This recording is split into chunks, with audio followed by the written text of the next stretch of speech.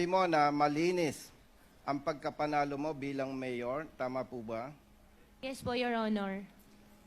Sa pagkakaalam mo rin po ba, minahal ka ng mga residente ng Bamban Tarlac? Yes po, feel ko po yun. At sa pagkakaalam mo rin po ba, kahit na ngayong iniimbestigahan ka sa Kongreso at sa Senado, mahal ka pa rin ng mga residente ng Bamban Tarlac? Tingin ko po, opo. Ibig mo bang sabihin, Miss Alice Go, na patuloy silang nagtitiwala sa'yo? Tingin ko po, Your Honor.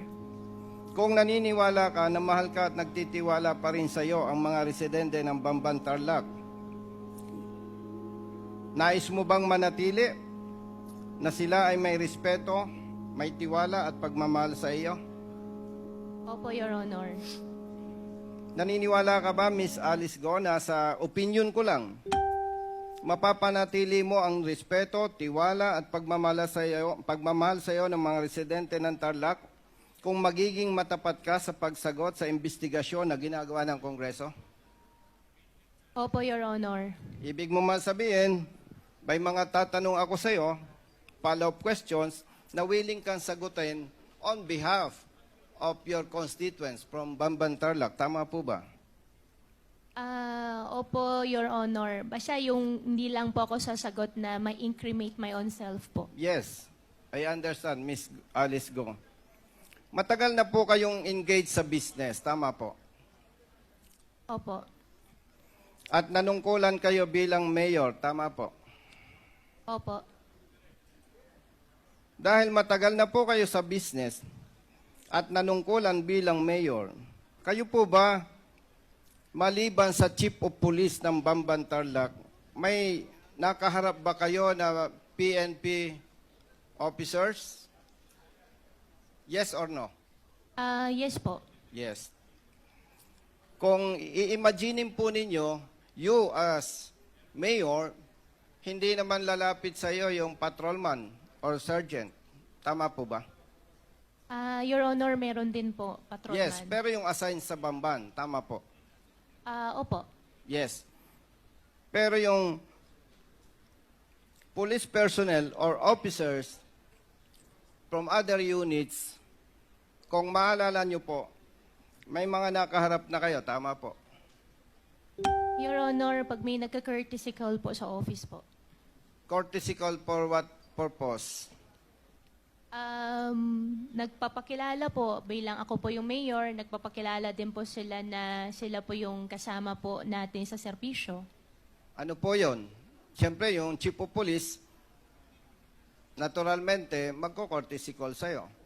Aside from chief of police, sino po ang PNP official na natatandaan mo na nag-courtesy call na po sa inyo bilang mayor? Matandaan ko po, nakapag-visit na po sa office po, PD po. Provincial Director. Sino po ang Provincial Director na tinutukoy mo? Yung ngayon po na PD, I forgot the name po. Okay. Sa pagkakaalam mo po, ilang Provincial Director na nag-courtesy call po sa inyo? Hindi ko na po, wala pa ako masyado maalala po eh. Okay, kung hindi po ninyo maalala po ba ninyo more or less ilan ang senior officers ng PNP na nag-courtesy call na sa inyo? Hindi po, Your Honor.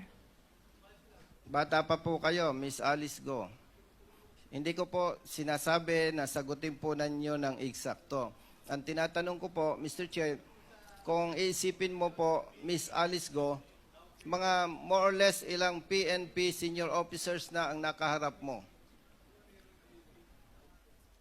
Your Honor, isipin ko po pero hindi ko po masyado maisip po eh. Nakapag-courtesy call po sa office po si PD. Yun po. Isipin ko rin po ulit, Your Honor. May nakaharap na po ba kayong general? Yes or no? General, yes po. Mga ilan na po? Hindi ko po maalala ilan po. Miss Alice Go, gusto ko lang ipaalala sa iyo, ako po 100% nagtitiwala sa iyo.